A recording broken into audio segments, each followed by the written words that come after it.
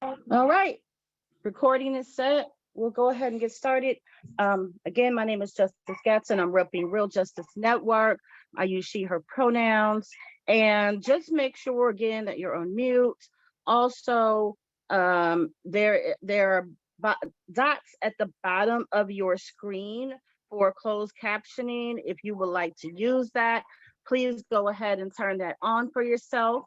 And let's go ahead and introduce some of the folks who bought this training to you today.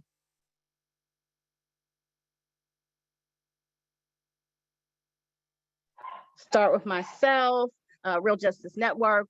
As we are a Black-led group in Kansas City, you all have seen us around doing the Mama's Day bailouts. We do a lot of work to impact Black communities. We also support survivors of domestic violence, and we are abolitionists. We are unapologetically Black, and we embrace all of our Black siblings.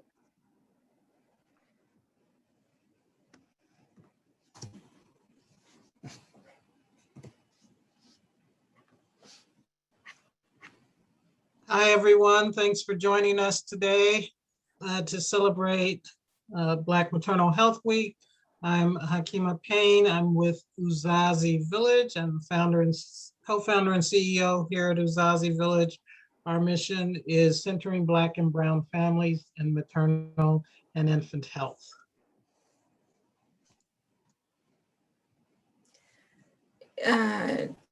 Is True or someone representing My Birth Village on right now?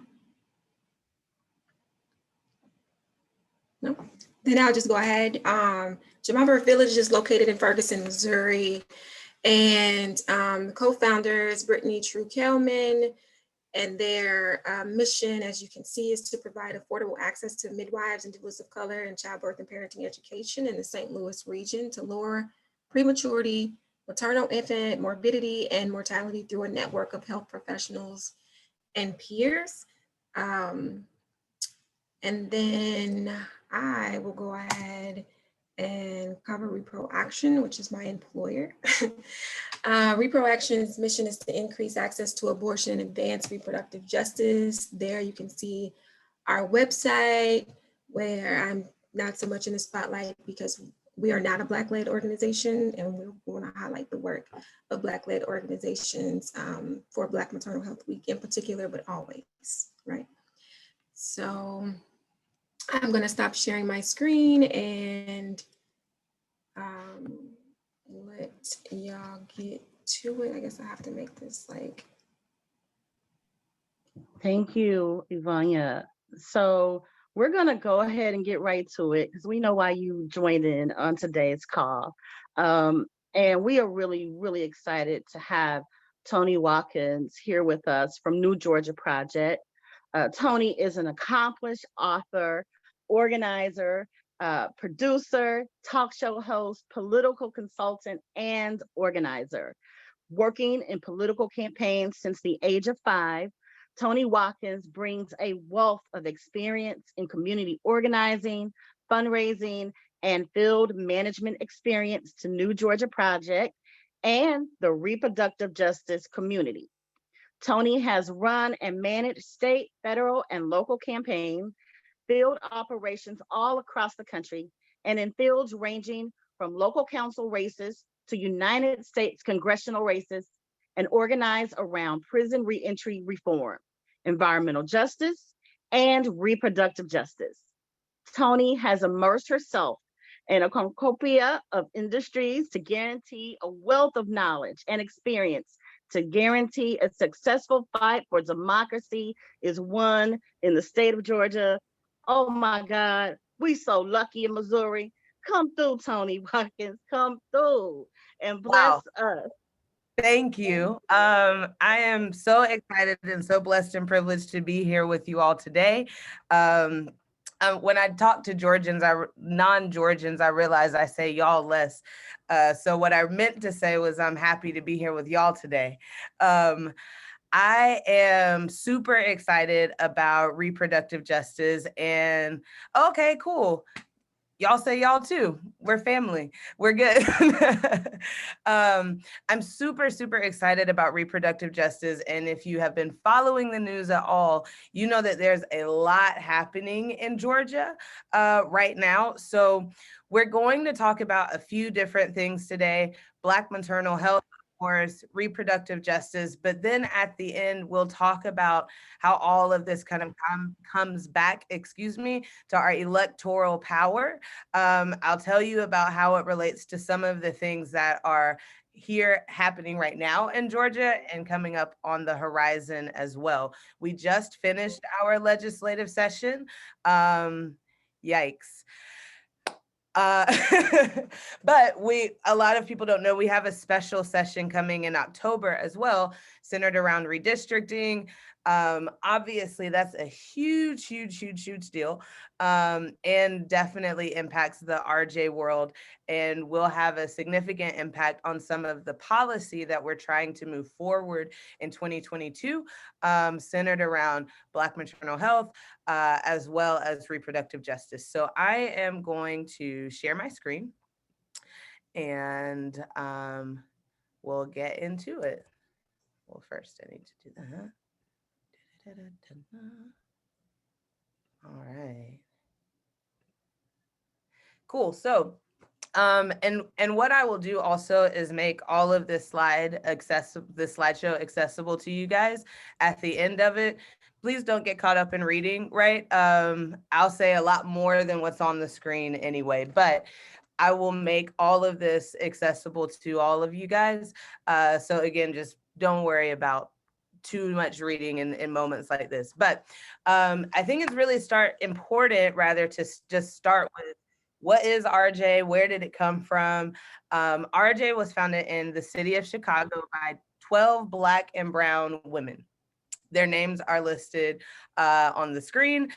Some of these people are still involved a lot of the people rather are still involved in movement work today. In Georgia, we love Mabel Thomas. She was an elected representative until this year. She retired after doing so much work, including a lot of the things that we'll talk about when I mention some of the bills that are here today. But Framework was launched in 1994 by a letter to Congress titled Black Women and People That Can Become Pregnant on Universal Healthcare Reform. I have a quote here that really just kind of talks about how, or it's a synopsis, or an excerpt from that letter that just kind of talks about a lot of what even led them to do this. So Black women, we know what our experiences are, right?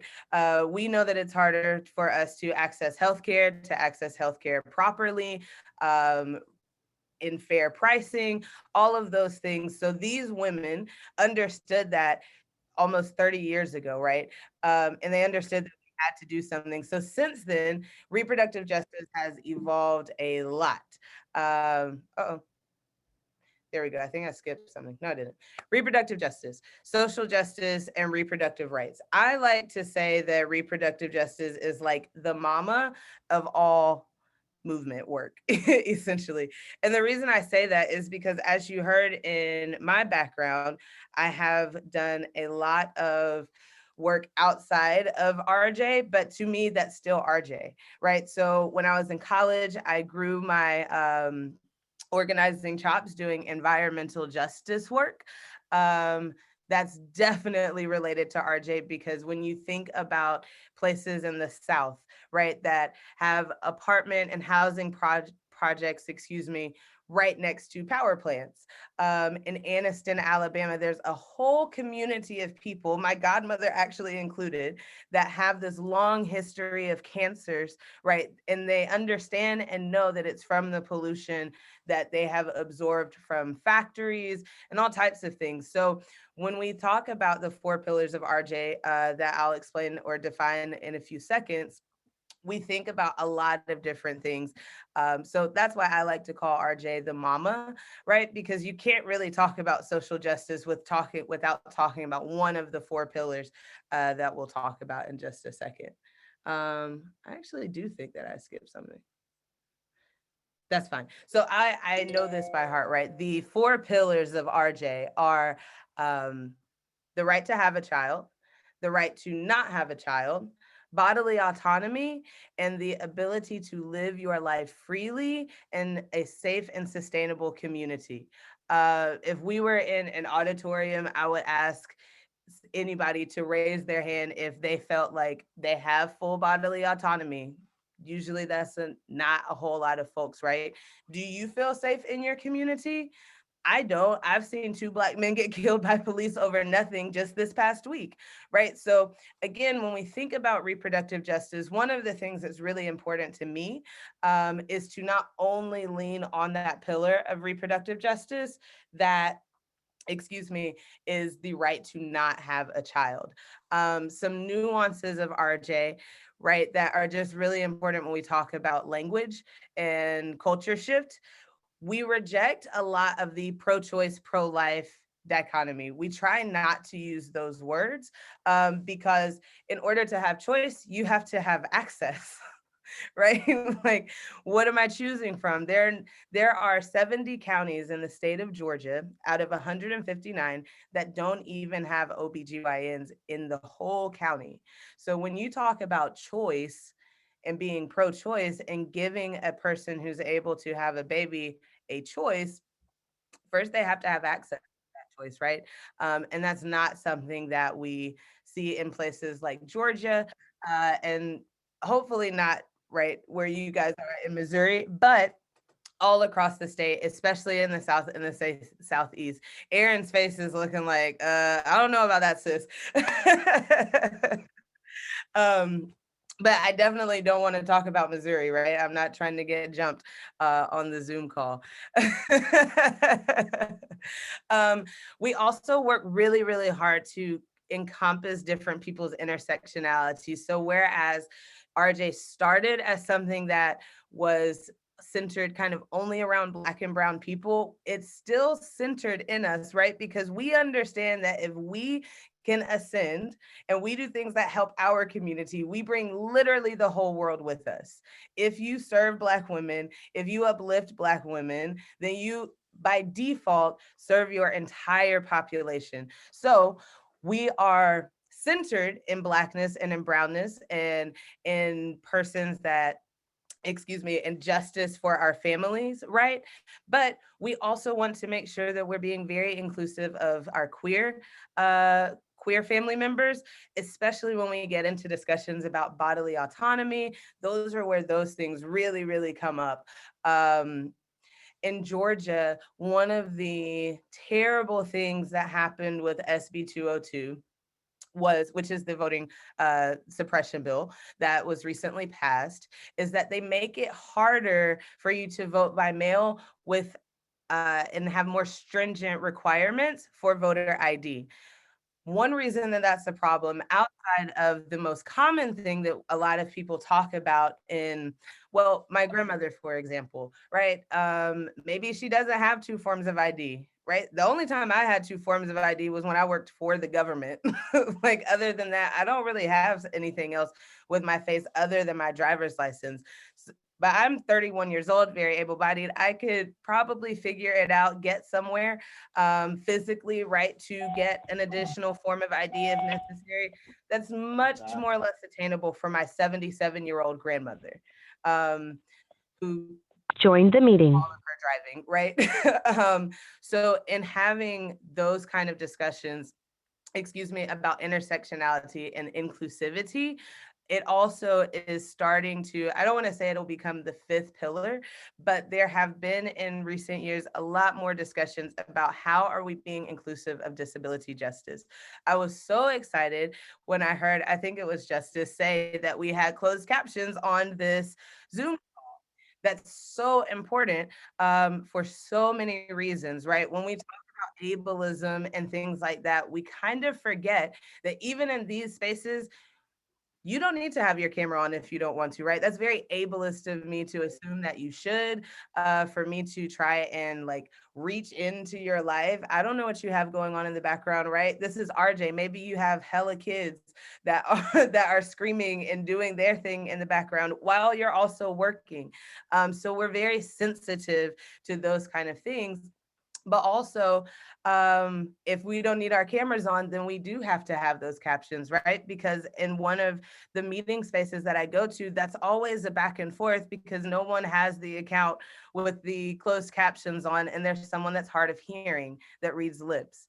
So one of the things that I really appreciate about RJ, if people know me, they know that I'm a really, really thoughtful person, or at least I try to be, is that it really pushes us to think about others, think about the way that we engage in the world, and how people will engage back with us.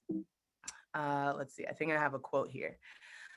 To be clear, reproductive justice is not a label, it's a mission. It describes our collective vision, a world where all people have the social, political, and economic power and resources to make healthy decisions about gender, bodies, sexuality, and families for themselves and their communities. All right, so let's talk about these intersections with Black maternal health. It's definitely something that is really important to me, even as we're talking about vaccines, right? Like my partner has not made the choice to get vaccinated. I have. One of the things that we talked about when deciding what we would do for ourselves was the impact that it would have on our bodies when we're ready to have children.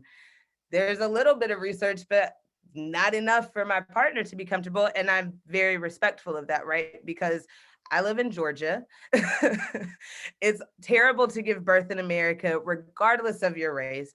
It's even worse to give birth in America if you're Black. It's even worse to give birth in America if you're in a southern state like Georgia. So considering those kind of things, again, it's really fun sometimes to think about all of the intricacies of your life and how they relate back to reproductive justice.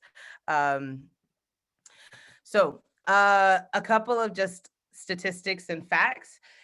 The reality is, at no fault of our own, Black women, and again, working really intentionally to use inclusive language, I will probably go back and forth between using women and the term people that can become pregnant, mostly just because I have not trained myself well enough to do that 100% of the time. I'm working on it. But Black people that can become pregnant are 3 to 4 times more likely to experience pregnancy-related deaths than white women. It's really, really sad, really, really frustrating and unfortunate because it has nothing to do with our socioeconomic status, nothing to do with our education or any of those things. A lot of people may remember when Serena Williams almost died giving birth. People are very familiar with Judge Hatchett's daughter-in-law that died giving birth. These are celebrities, right? So if they will, my grandmother's in earshot, poop on Serena Williams, right? If they will discard someone that everybody loves, white people love Serena Williams, right? Everybody loves her. Everybody is proud of what she represents for America. If they will still deny her access, what makes me think that they are going to give me, a queer, Black, lower to middle income person, preferential treatment or fair treatment if they don't even do that when they know that the world is watching this person? So another thing that contributes to that is also important to consider is the access to not becoming pregnant. Most people do not practice abstinence as birth control. Growing up, my dad used to tell me that the only safe sex is no sex. And he's he's right? Like that's the only way to ensure that you don't get pregnant, that you don't have any risk for STIs. That's also very unrealistic and not what anyone I know is interested in and acting in their life. And they should not have to, right? That's not something that people should have to do or consider to try and ensure that they don't die on the birthing table, right? But in a place like Georgia, where sex education is rolled back and it's very limited. And in conservative counties, they do not want any level of sex education, or they don't want you to have condoms in the nurse's office or things of that nature that really does not help the problem, right?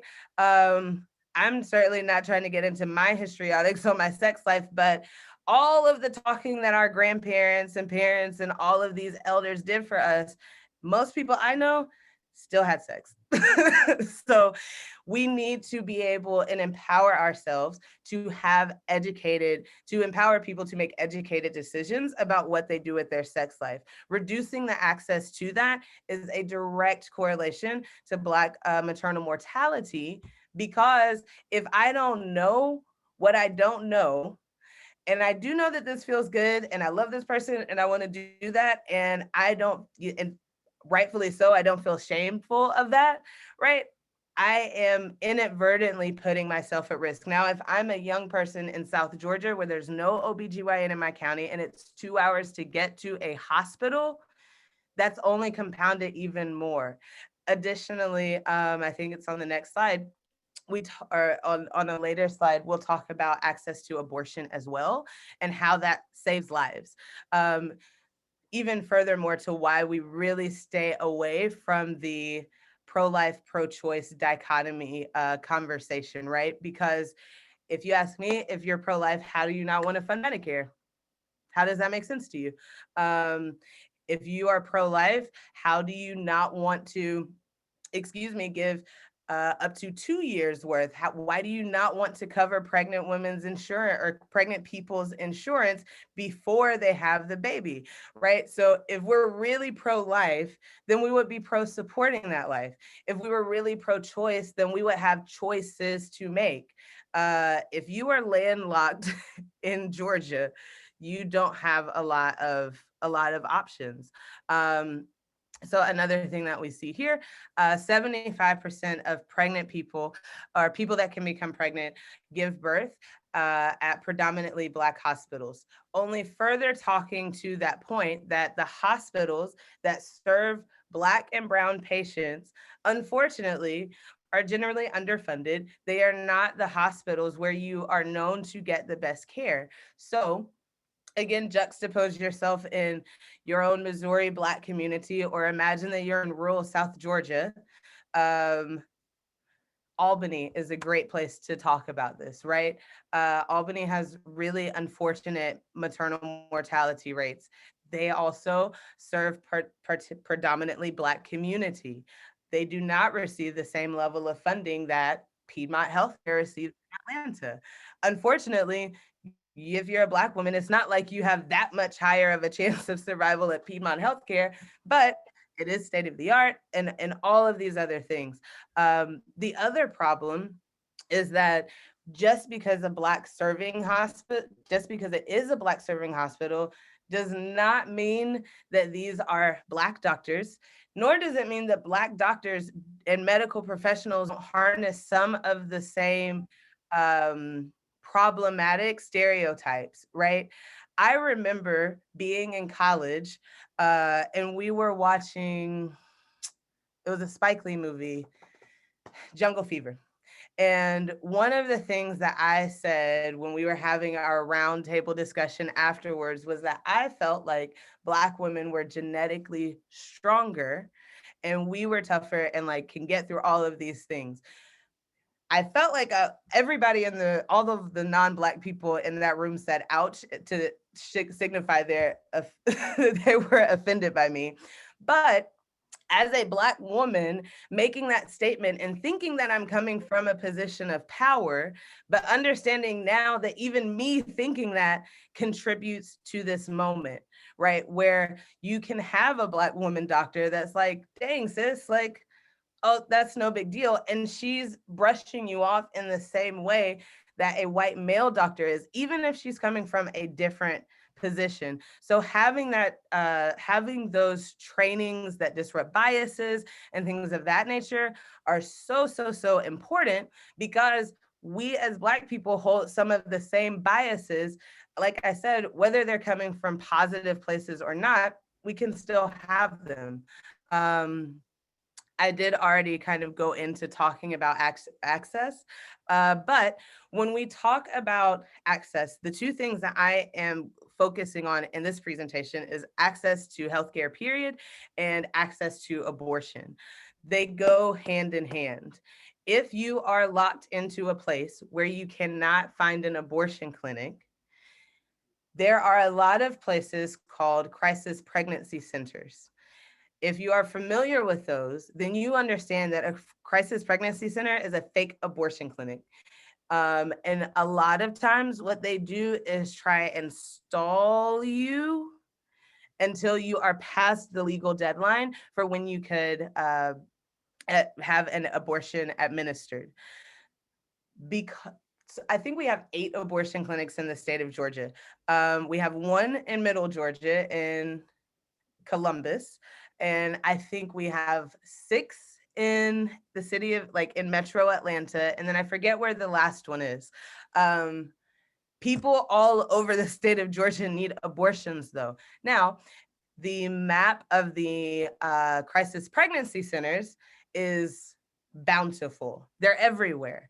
I grew up down the street from one and didn't even realize what it was.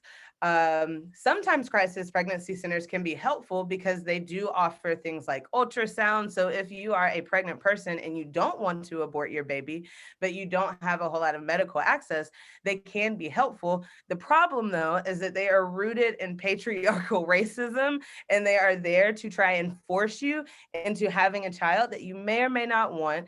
And they are doing so knowingly in circumstances that are not set up for you to succeed with financial assistance or the healthcare access that you need, either because you live in one of those 70 counties that doesn't even have an OBGYN, or maybe you live somewhere where there is one, but you don't have insurance because you have to work multiple part-time jobs as opposed to working a job that provides insurance.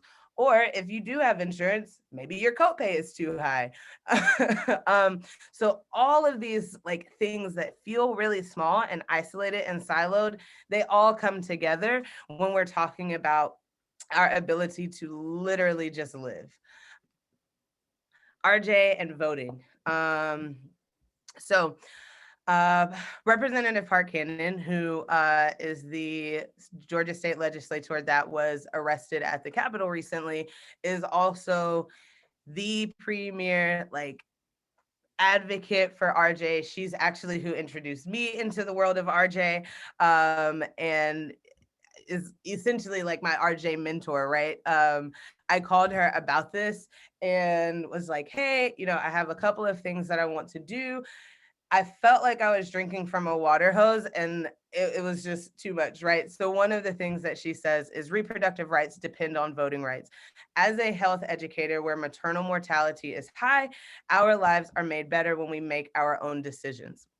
So when we're looking at a place like Georgia, where voter suppression is real, voter disenfranchisement is super real, and we are working hard to be able to elect people that actually represent our population. And I think it's the last 4 years, maybe it's a little more than in the last 10 years, I don't want to lie to you guys, Georgia's population has grown by 18%. The majority of that, Black, brown, young people. So the organization that I work for is called the New Georgia Project, because what we recognize is that in 2024, our state makeup will be different and white people will no longer be the majority. They will no longer have the majority, essentially, in the state. So we are trying to create a powerhouse, essentially, that actually represents who the people that actually represents the constituents. Sorry, I was getting ahead of myself. One of the reasons that this is so important is because our second session in October is centered around redistricting. We're also going to get 2 additional state legislators. How they draw the lines is really, really massively important. because if they draw the lines so that it is essentially inevitable for the new counties to be non-progressive, then we know that it's going to be hard to advance some of the bills that I'll show in just a moment. It's going to be hard to draw lines that allow for us to elect progressive RJ supporters.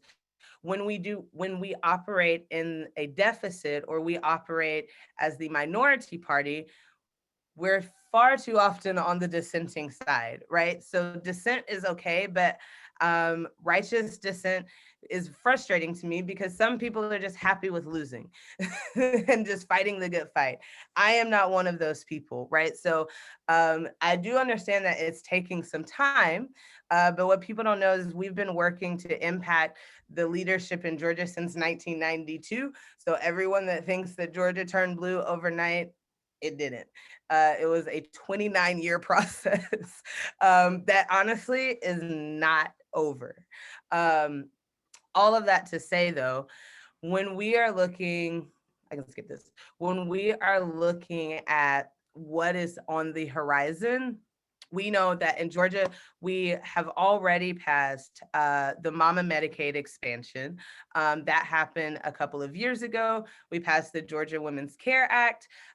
We are trying to pass the Dignity and Childbirth Act, which will be helpful.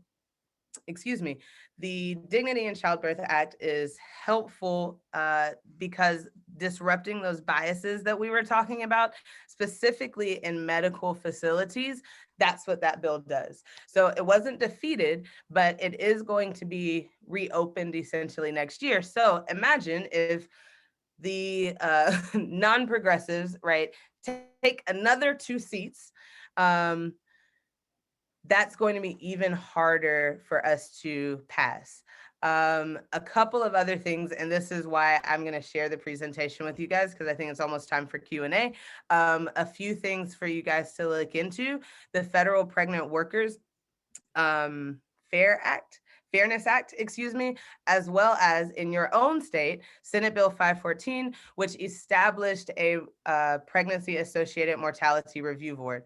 One thing that's really cool about Missouri is that you guys were progressive enough not to call it a maternal mortality review board, but to call it pregnancy associated, which was really inclusive language that we did not get in Georgia. Those are important because those are groups of professionals, coroners, OBGYNs. Some states allow doulas and other healthcare professionals to talk about why people are dying on the birthing table.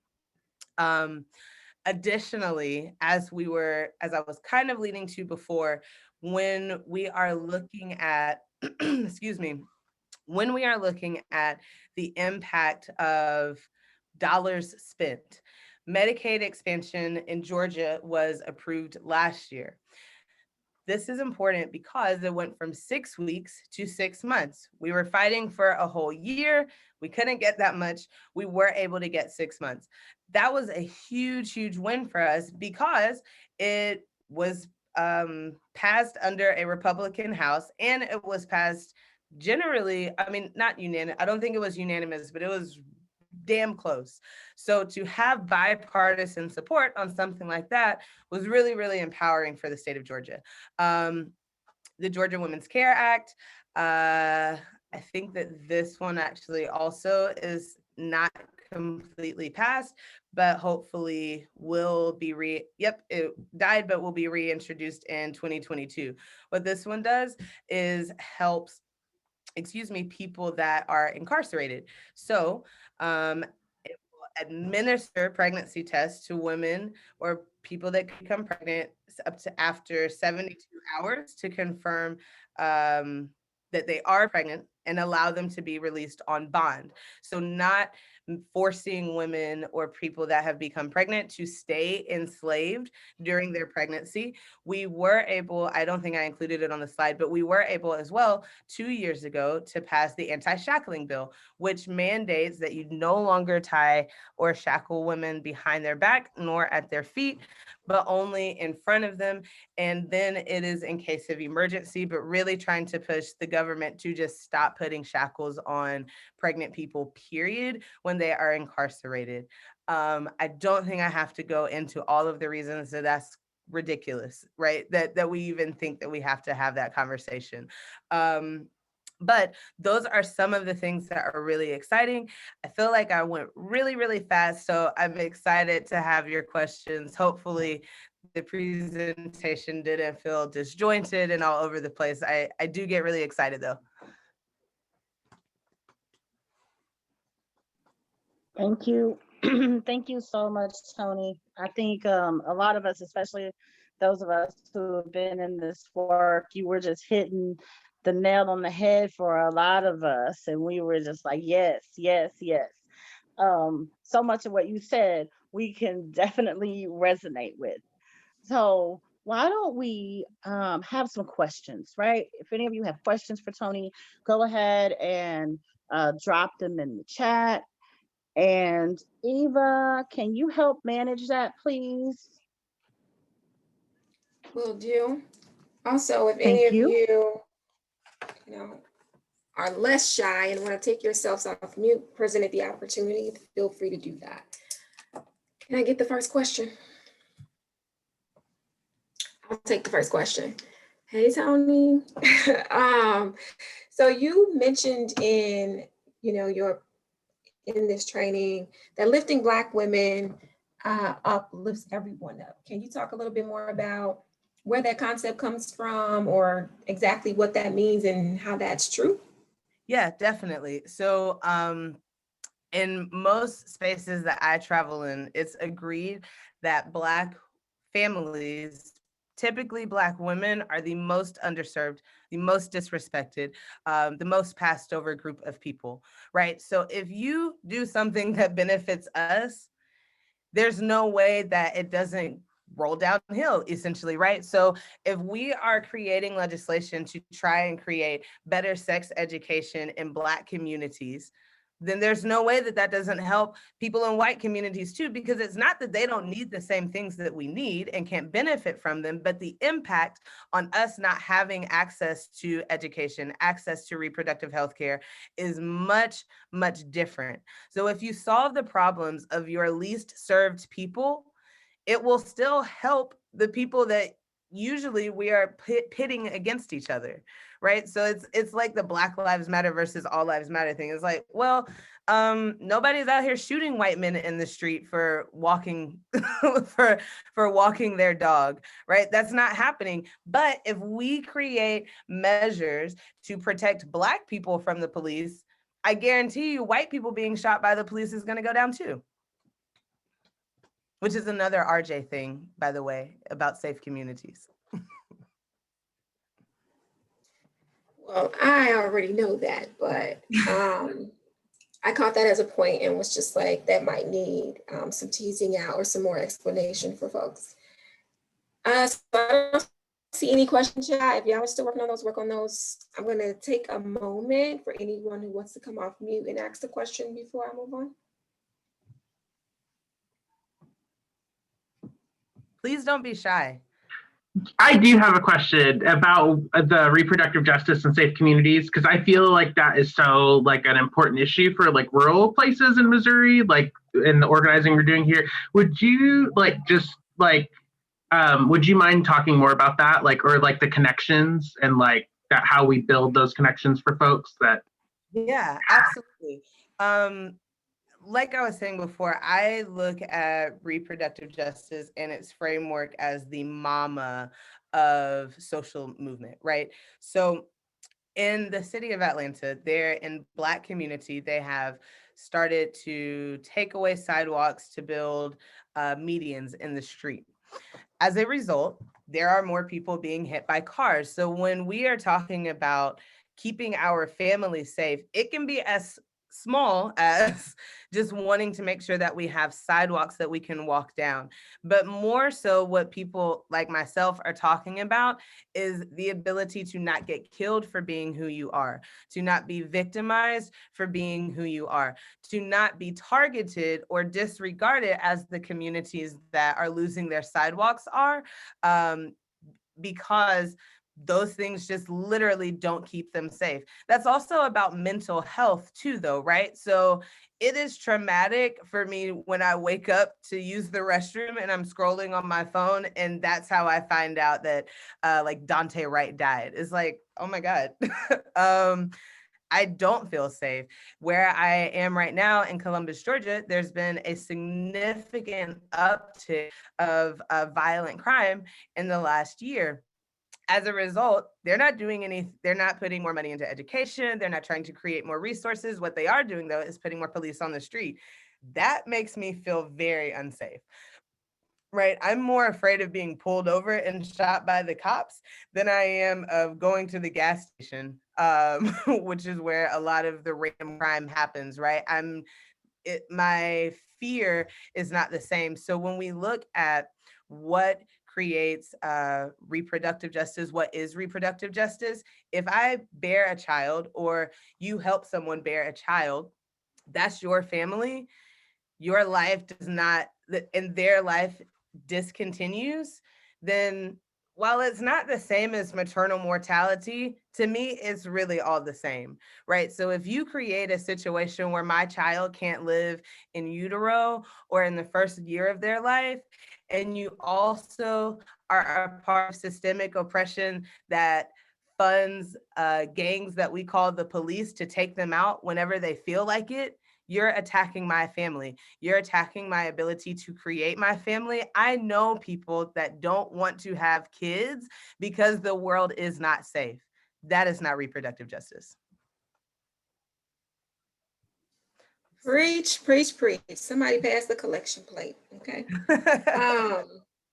I want to work a little bit with these questions that are coming into the chat.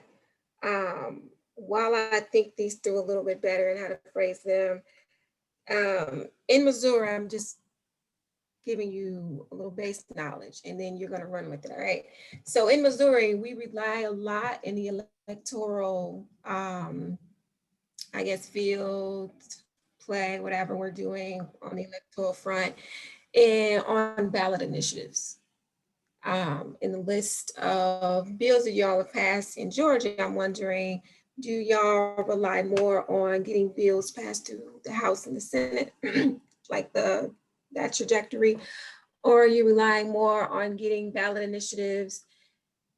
And that's a yes or no question. So you may not have the answer to the ultimate question, which is like, where have y'all had the most success? And any advice you could give for us in a state with, we also, are rolling with the supermajority, but even before we had a supermajority, ballot initiatives is how you get things done here in Missouri. Yeah. And also of note is that laws are being passed to mitigate that process and reduce the effectiveness of it, right? So we're passing things through ballot initiative, and then whenever they get into session, they're reversing it. So anything about that and like using maybe the language of RJ or something, I don't know. I'm just. Yeah, so unfortunately in Georgia, we don't even get to the ballot initiative space. In some municipal spaces, we can have that moment, but all of our laws are passed through the House and the Senate. Now, what I can tell you is that unfortunately, and this is why I can never foresee myself running for politics, I like to burn bridges. I don't like to bend, right? I like to be able to be righteously enraged and not have to work with that person that made me feel that way again. I have borne witness to people like Representative Park Cannon, Richard Shannon, who are some of the RJ leaders, lower their name on bills, give the bill to a Republican so that it could actually be passed. Like, it is the sacrifice of ego for the actual work that is really what pushes these things. And even then, we still have a lot of pressure. One of the things that we are doing in Georgia as well is really leaning in this moment on corporate accountability. So doing the research and having the meetings and putting the pressure on the people that pay these people to run and make their political careers possible, putting the pressure on them as well. It's much harder to do that. It's much, much harder to do that. And that's why it takes some of these bills that I'm mentioning recently passing taking so long. I know bills that have passed like 4 years after the person that originally introduced them. The anti-shackling bill is one of them. That was introduced for the first time like 8 years ago. The person that introduced it hasn't been elected for 4 years, right? But her stepping away from it, giving it to other people, letting these Republicans put their name on it and put their names at the top. Those are the kind of wheeling and dealings that unfortunately are what are moving the work. It's really gross. No, that's what we're doing here too. You can't get anything passed without a Republican meeting on it right now. Mhm. So that's interesting. Same approach there. So Miss Barnett, I'm gonna say, because I don't want to mess your name up, and people mess my name up, so I don't want to mess yours up. Okay. Okay, But look, they want to know it's Anya. It's Anya. Anya. Yes. That's what I would have said. Yes, say it, sis. Say it, sis. Okay, Anya. They want to know if there's any tips in engaging all sectors to mobilize for RJ and birth equity. And I'm guessing all sectors across movements, between movements. And they're in Kansas, so that's of note. And want you to know that they are in the process of creating a community-focused collective coalition to increase positive health outcomes for Black women. But the ultimate question is like, any tips on working across movements? Yeah. Definitely. I think that because RJ has so many places that light shines, pulling people in by what they're interested in, right? So the same way that I was talking about, for example, the never-ending hunting of Black men by police, right? Black men are probably going to be more interested in talking about that, but beginning those conversations with what people are interested in and then tying that back to reproductive justice and being able to then introduce your part of reproductive justice that's important to you is kind of how you do that. So my strategy is very rarely to preach to someone and try and sell them on what I care about. Right? I would much rather spend my time asking questions, like probing questions to figure out what they care about. It's almost a little salesy, but really it's an important skill set in listening, to be quite honest with you, because RJ has all of these things that are important. Someone that is afraid of their child being hunted by the police is probably also afraid of their child dying on the birthing table, right? So honing in on that passion and that care that they have for what is tangible to them and immediately in their face, the trees, if you will, and then pulling them back to see the whole forest. Like, no, let me tell you why it's actually exactly the same thing. This is all a part of the same system that is meant to destroy Black lives if we are not compliant and obedient, right? In Georgia, it looks like hunting Black men when they are just literally walking down the street. We had a Black man be shot by police in Georgia on Monday this week. It's not even on the news. Right. And in Georgia as well, they want to force you into an abortion, force you into a birth where there's not even a hospital nearby. They don't care about our lives. Our lives are invaluable to them. So explaining those kind of connections are how I have been able to pull in people that honestly would not usually think about abortion access, birth equity, and those kind of things. I just work really hard to listen to the things that are important to them and verse myself well enough to tie it back to birth equity or abortion access. That's really good. I will, not really, I don't know if I'm adding, I feel like you said this towards the beginning of your explanation, but just to reify it or reaffirm it, is when working across movements, something good to keep in mind is that all of these movements are working on the same issues, just using different lenses to do it. So learning a little bit more about that political history, and like Toni was saying about how our work in environmental justice was reproductive justice, it's just how you talk about it. So if you're gonna work across movements, you just need to know on the particular issue, how does the group that you wanna work with talk about this issue? If they don't work on the issue, then definitely, like what Toni was saying, get in there and ask those probing questions and figure out where you can connect, because the more angles we come at one problem with, that's where the intersectionality comes in, the more people we reach and bring into that space where we're working on those issues, right?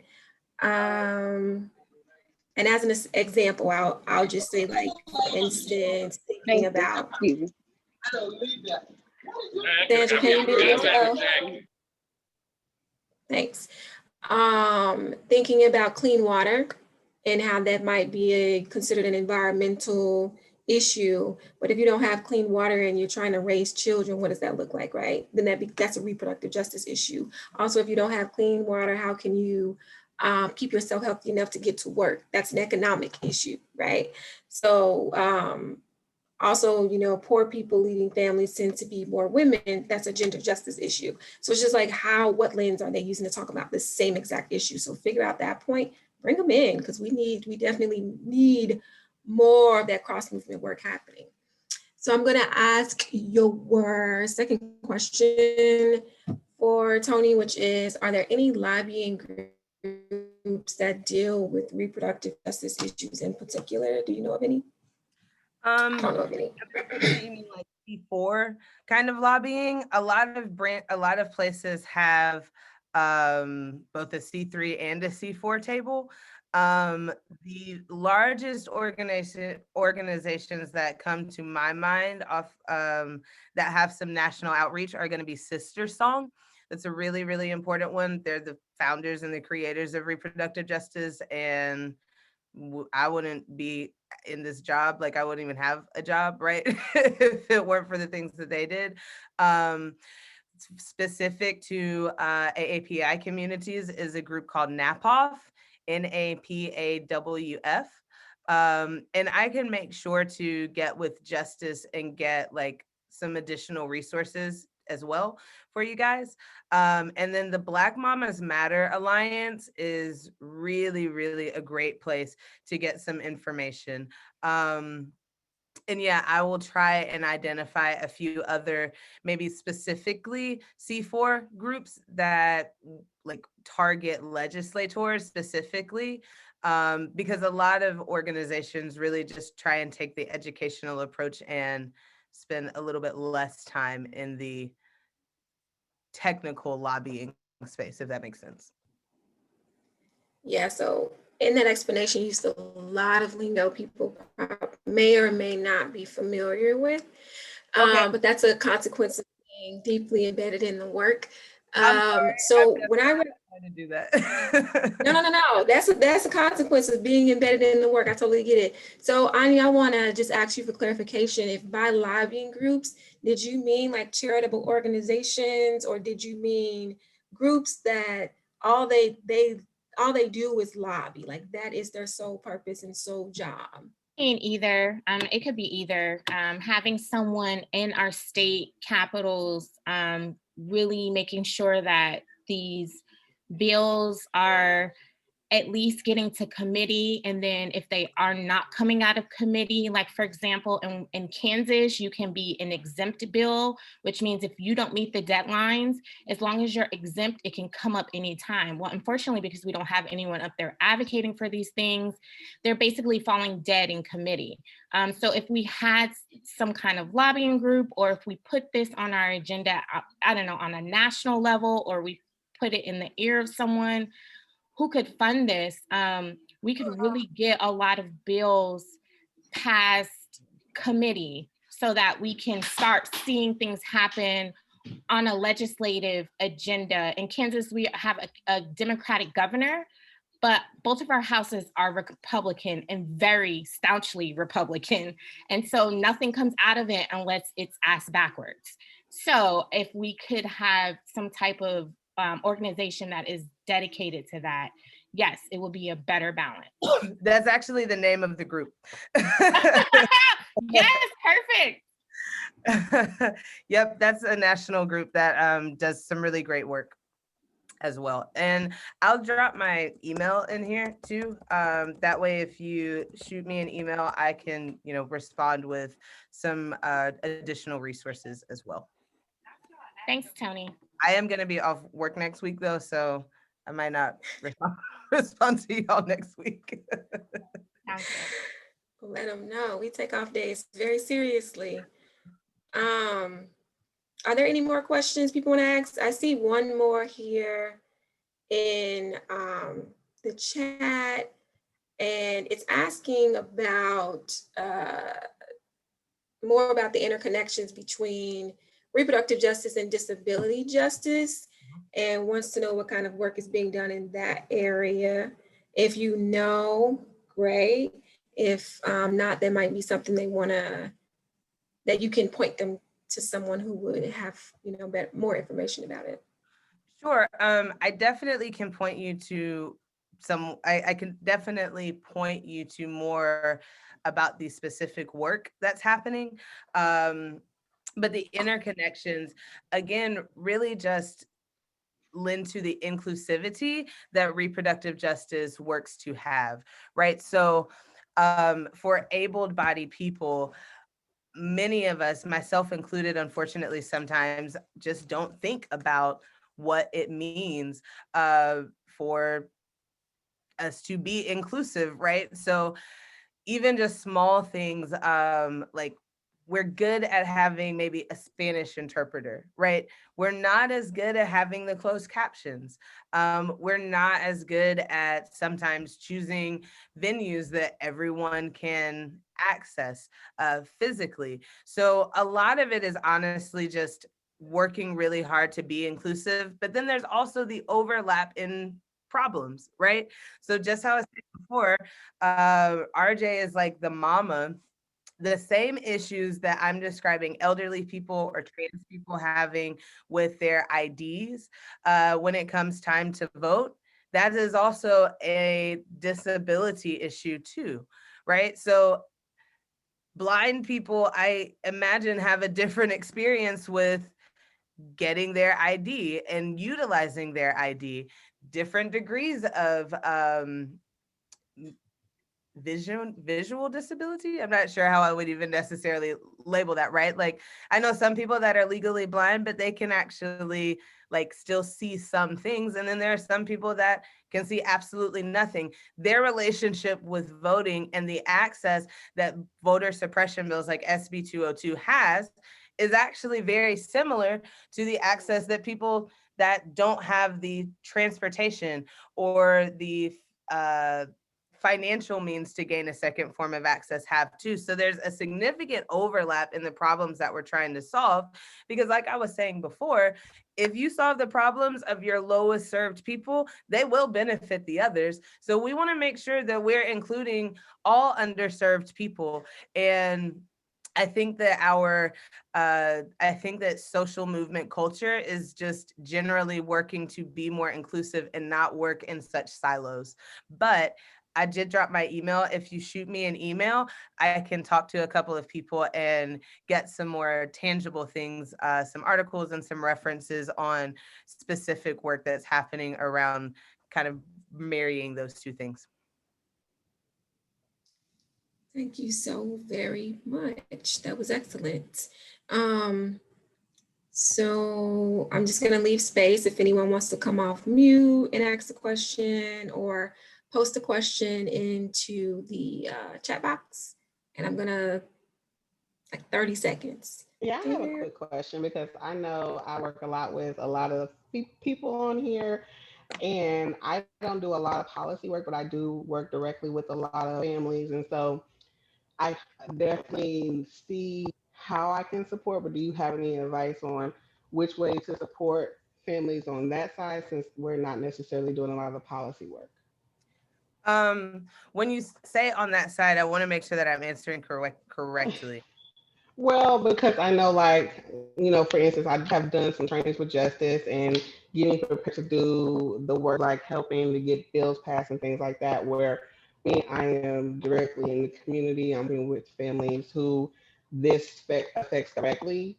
So I just want to make sure that I'm supporting the need, because I think also this conversation on the other side is not a conversation that typically happens. You know, this is a behind closed door conversation for a lot of families. And so when you hear that this is an issue and it's not brought to your attention by your families, I just want to make sure I'm doing my best at advocating for my families.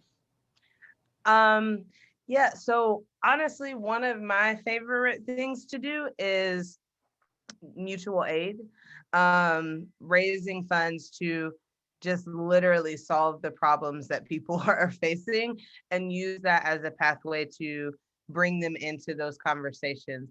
Also, that can sometimes be a pathway to finding the activists that you didn't even know lived around the corner, right? So one of the things that we like to do in my organization, and keep in mind for us, everything relates back to how are we going to get these people to vote about the things that we have talked about with them for however long. So we do things like mutual aid distributions of Plan B, contraceptives, sanitary, like feminine hygiene products and things like that. And we do food drives. We'll have like food trucks, do things for children. We'll do story times. Just a lot of different things that we could potentially do to break down some of those barriers with people that are organically strangers and we don't know, but also build trust, because I'm not talking to them about voting the first time that they come to a mutual aid drive, right? I'm not asking them for their contact information to as a requisite to obtain it. I'm just trying to help them out. Kathy Johnson. And they Join know the that. meeting. Cool. Hello. So they know that. So then when I do come back to them to talk about policy and those kind of things, I've already built some trust and have maybe accidentally even just had conversations with them, because what people understand is that very easily, we aren't the ones that should be solving the problem of you not having condoms. That makes no sense. But we'll do that at the Voting Rights Institution. And then we'll also talk about like how we should really have some different people representing our school board. Like, that's crazy that you as a 17-year-old person or an 18-year-old person can't even do all of this stuff. Actually, in the state of Georgia, you can run for Board of Education when you're 18. Have you ever even like considered that? And like really just using the help that we give from a really, really genuine place to build that trust and open those communication lines.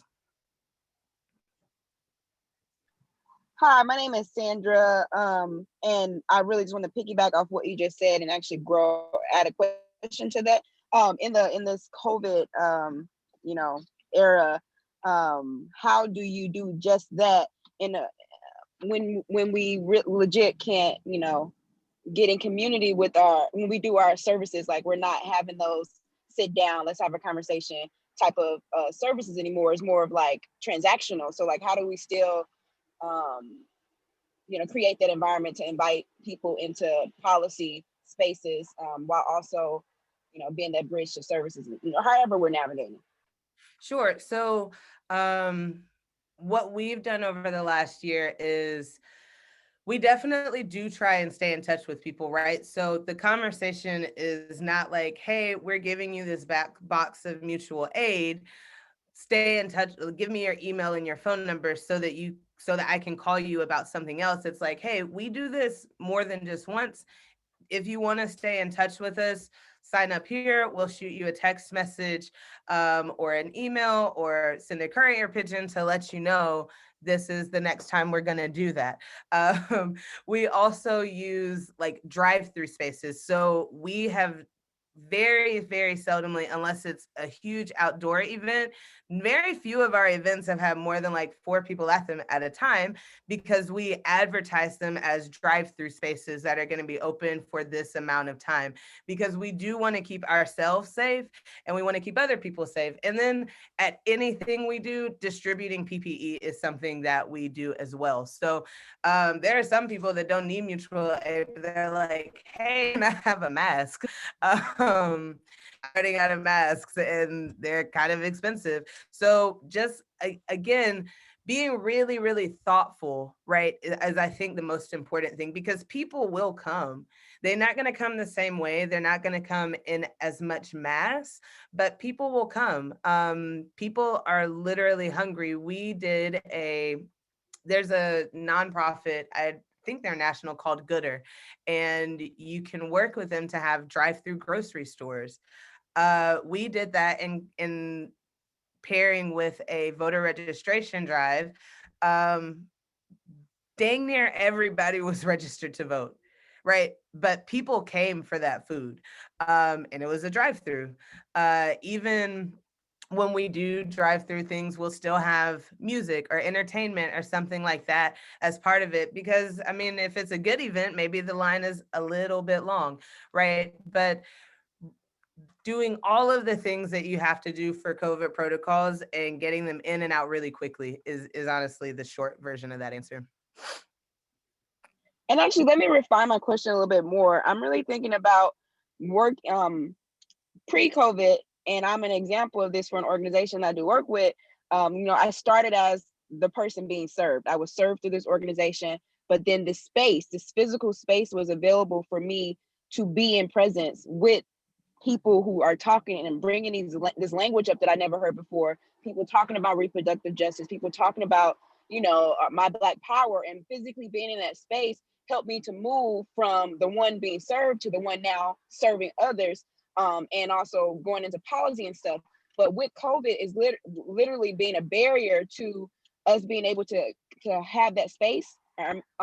So how are we like keeping those relational aspect of serving our community, and working it so that through that service we can also get to where the community is serving itself? Yeah, that's kind of my question. I understand better now. Honestly, it's been really hard, and we have had some drop off from it. What I will say is that creating virtual spaces is helpful, but is exclusive, because in rural Georgia, there are parts of our state that do not have Wi-Fi, they do not have broadband, they have dial-up, if they have anything at all as far as internet. So that's a really hard question to answer, because until we're on the other side of this, we really just have to kind of work around it, right? And do those phone banks, have those spaces where we can maybe have those one-on-one conversations with people and not so much in a massive group. Because even with events like this, our successful virtual turnouts are usually like half of what we expect for an in-person turnout. And we've just kind of had to adjust those metrics and do it double time. And it's not a way to like pull people in, but if your organization has the capacity for mail, that's how we redirect or try and pull people in that do not have that internet access, right? Or don't have as good of internet access, and just sharing information and then giving them a phone number. We'll include a QR code that takes them to our landing page or something like that, but giving them a way to reach into us as well. Not your phone number, right? Because you don't want to send a mailer out with your personal phone number to 10,000 people, but having a space that they can call into to get more information. Hotlines are helpful in those rural places that I know that you guys have as well. And then allowing them to get called back by your team of phone bankers or something like that is my best suggestion. But unfortunately, I think we really are going to be at a deficit in that world until we're on the other side of COVID, which, man, never coming is what it feels like.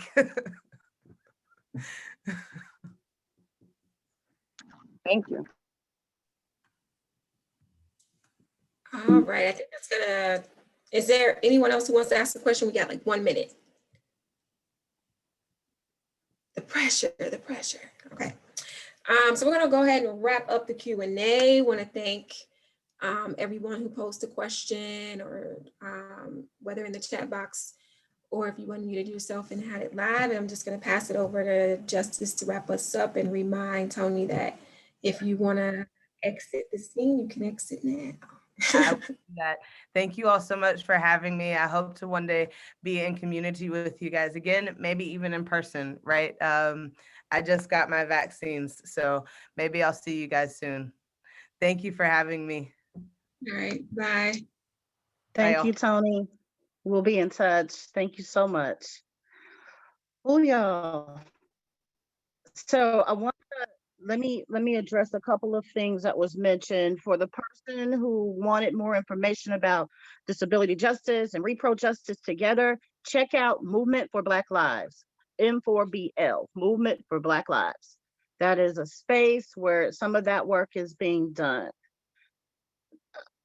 Also, for the question as it relates to legislation and what's happening in states, who's working on reproductive justice issues, it can be you.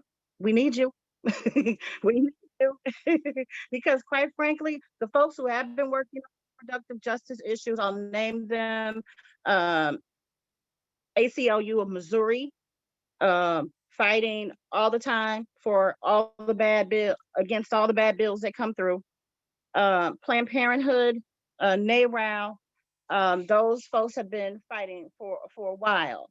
But what we really need and what's been missing is the voices of Black and brown folks in those spaces to give that nuance that Toni just gave, right? Because sometimes people don't really understand the depth at which this hits Black women, period. And nobody can speak for us but us. That's right, I say. So let me bring it home a little bit for us. All the things that Toni talked about happen right here in Missouri. Every bit of the things that Toni mentioned.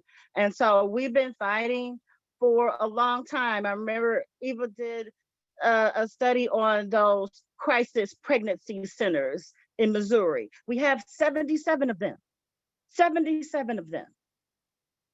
But yet, I believe we were hanging on by hope and a prayer for the last abortion clinic in our state. One, to serve our entire state, while we have 77. And also, they are funded. They are funded. Just in July 2020, Governor Parsons allocated $6.46 million to go to those crisis pregnancy centers. And when we really compare that to what we've been using for food distribution, 1.5 million. Ain't changed in the last 3 years. Under $1 million for survivors of sexual assault. So really look at what's shaping up and what's being funded here. You know, Medicaid expansion is being stalled against the will of the people in this state right now. Also, voter suppression bills. Right now, there's one that wants to make it illegal in Missouri for you or I to even hand out a voter registration application. And so we have a lot at stake because they really do go hand in hand. Access to health care that is culturally responsive is a reproductive justice issue. Clean water is a reproductive justice issue. Access to the internet is a reproductive justice issue. Police brutality, my goodness, is a reproductive justice issue. And voting rights is a reproductive justice issue. For far too long, the Black body has been violated, legislated, and regulated. Did y'all hear me? I said violated, legislated, and regulated. And right now, we're saying no more.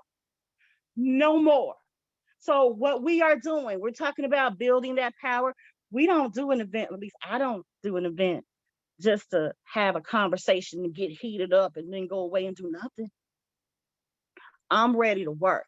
And I hope you all are ready to work with us, because we need, and we are aiming to form a BIPOC reproductive justice coalition for our state, for our folks to be able to address those bills that come. Did y'all know there was one on breastfeeding?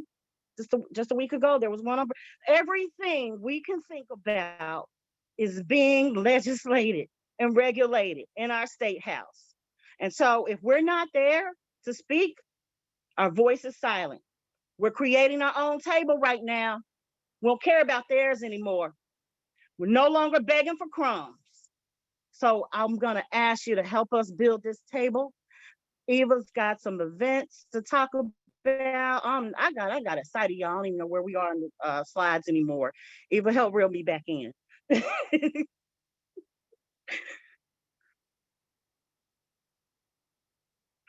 All right.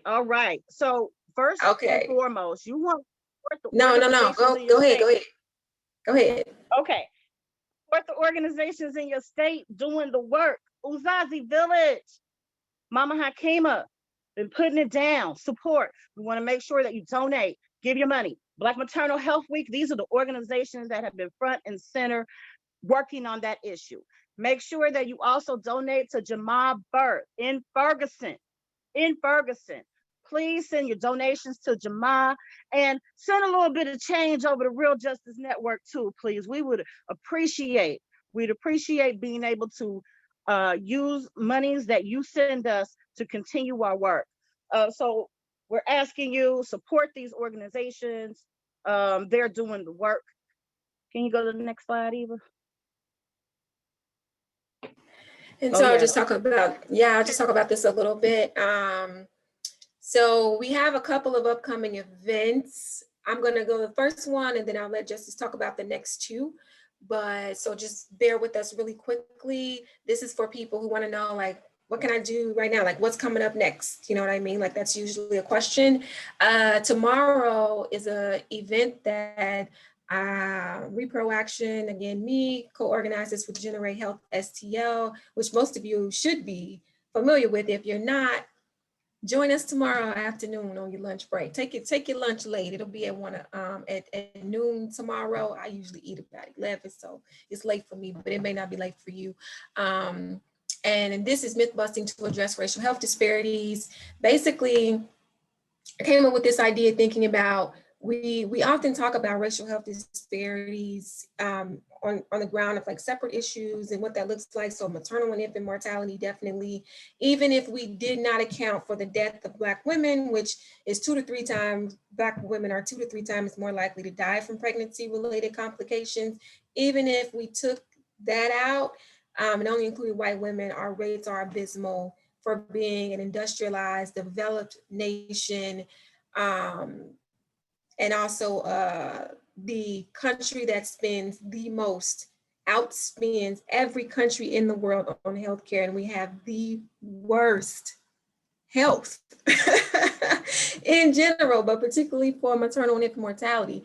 So I gathered up some winners for tomorrow. Sherelle Collins will be on there. She works with Planned Parenthood in St. Louis.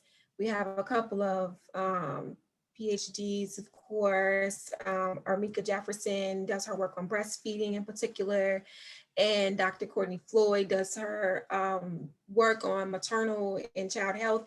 And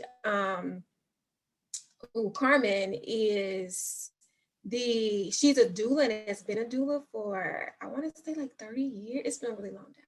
It was an unimaginable amount of time in her bio. When I read it, I was like, oh, child, I need to gain some years so I can start saying, oh, I've been doing this for 30 years. And also works for Mercy, helping people in the St. Louis area be more familiar with that institution. But yes, we're going to talk about the myths. We're going to talk about how they impact Black community, and we're going to talk about the myths from the side of patients and physicians and how they both come together to impede the ability of Black women, and that includes trans women, from getting the help or the assistance or having access to the healthcare that they need. And so these other Events, I'll get to right now because you want to see them, I want to see them, but I don't know how to move this down. There we go. All right, so we'll start with this one. Just I'm Which gonna one put this. have, I'm Eva, I don't see, can you go to the next slide? You can't see my screen anymore? Well, I see your screen, but it's in like slide view. It's not in presentation view anymore. Let me start over. Okay. We'll close that down and head back over here. Can you see it now? Let me see. No. Hang on. Let me check a second. I don't. Oh, then that's because I'm not sharing my screen. Apologies. Is Sandra still on? Sandy, are you still on? There we go. Yes, I am. Okay, hang tight because I want you to talk about an event in just a second. On the 27th, we're hosting a roundtable discussion, BIPOC birth workers speak. It's an idea that I had, and so I'm partnering Real Justice Network with the ACLU of Missouri to have this event. And so please, come and hear what BIPOC birth workers are saying about their experiences. And I'll drop that in the chat really quickly. And then this. Okay. Okay, Sandy, can you talk about this event, please? Yes. And Will Jaren just popped in, so he may pull me away, but I'll try to go quickly. So yes, so as we know, as we're all aware, it is Black Maternal Health Week, a week to celebrate us, to uplift our leaders, to amplify the voices and experiences of our Black birthing persons and Black birthing bodies. So tomorrow, Shirley's Kitchen Cabinet will be hosting a Kitchen Cabinet Strategy Forum centered on the state of Black maternal health. And we have a dynamic lineup for our panel, and as well as special remarks and a call to action from Justice herself. So that panel includes Black birthing persons. We have a mother who is expecting, a mother who's postpartum. We have Mama Hakima, who y'all know, as Justice already said, is a maverick who is taking names, taking numbers, and knocking it down for Black birthing bodies. And so we also have Dr. Jones, who will be with us. She's a pediatrician, so she comes from a unique view of the Black maternal health view in the world. So I'm excited. I'll be co-facilitating the meeting with Councilwoman Raina Park Shaw of the 5th District, Kansas City, Missouri. And we have special remarks from Congresswoman Lauren Underwood as it relates to Black maternal health, one of the co-founders of Black Maternal Health Week, the Momnibus, and so many other great things for Black maternal health. So the event is tomorrow at 6 p.m. Central Standard Time. It is via Zoom, so you do need to register. So please head over to Shirley's Kitchen Cabinet Instagram or Facebook so that you can register for the event, and or hit Justice up or me up, and I'll make sure you get a registration link. And come attend. It's going to be an exciting conversation. Thanks, Justice. And like I said, Justice is going to be there too. Y'all know she bring the heat and the fire to give us our call to action. So I'm looking forward to it. Yeah, all right. I've put both links in the chat. So thank you so much. I think we're coming to one more thing. It didn't have a photo or graphic with it, but you all can be aware that the coalition meeting for the BIPOC table that we're forming will be on third Thursdays at 1 p.m. This is BIPOC group. And so if you're interested, this is the group. When you talk about we ready to do the work, this is where you need to come. This is the table. This is where we're gonna dream and scheme, as my comrades National Bailout say. And so come and dream and scheme with us on how we're going to advocate for Black maternal health and anything else that we deem necessary for our communities. I think we're down to the wire right now. Mama Hakima, I invite you to say anything that you may want to say before we leave. Just wanted to give you the opportunity. I just want to say thanks for joining us. Thanks for this fabulous lineup. Thanks for all who attended, who asked those fabulous questions, and we had this great discussion. It's fabulous to see Black maternal health get this kind of attention and to bring this kind of high quality conversation to our community. So thank you, everyone. All right, you all. That's all that we have for you. Please grab onto those links. Please join in and please share. We're building here, and we want all the voices. So thank you very much for joining us. We appreciate it. And until next time, have a wonderful evening.